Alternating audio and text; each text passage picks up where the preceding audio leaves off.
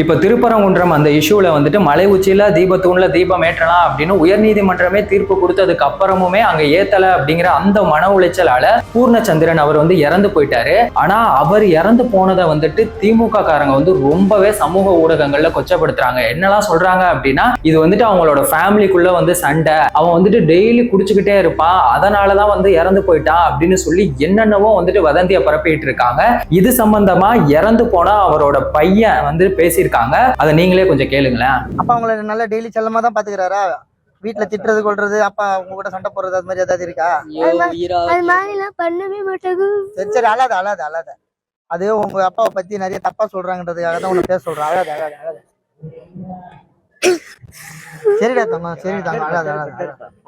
ஆமா, பிள்ளைல கைக்குள்ளேயே வச்சிருந்தா இவங்களை மறந்து உள்ள அழுகுறதெல்லாம் பாக்குறீங்கல்ல, தயவு செஞ்சு இதுக்காகவாது அந்த ஆத்மாவை பத்தி, அந்த பூர்ணச்சந்திரன் ஐயாவை பத்தி தப்பா பேசாதீங்க. நானும் பாக்குறேன் நிறைய பேர் உங்களோட அரசியல் தனிப்பட்ட உங்களோட நீங்க நினைக்கிறத சமூகத்துல பரப்பணுன்றதுக்காக உங்க வாய்க்கு வந்ததெல்லாம் பேசாதீங்க. இந்த கண்ணீர் நிச்சயமா உங்களெல்லாம் சும்மா விடாது. நீங்கெல்லாம் எப்படி இதை ஜீர்ணிச்சுக்கிறீங்க தெரியல. அதனால இந்த குடும்பத்துக்காகவாது தயவு செய்து இதை பேசுறதை நிப்பாட்டி இதை பத்தி கூட பேசாதீங்க, விட்டுருங்க. இந்த அரசியல் தயவு செய்து பண்ணாதீங்க. ரொம்ப பார்க்க கேவலமா இருக்கு.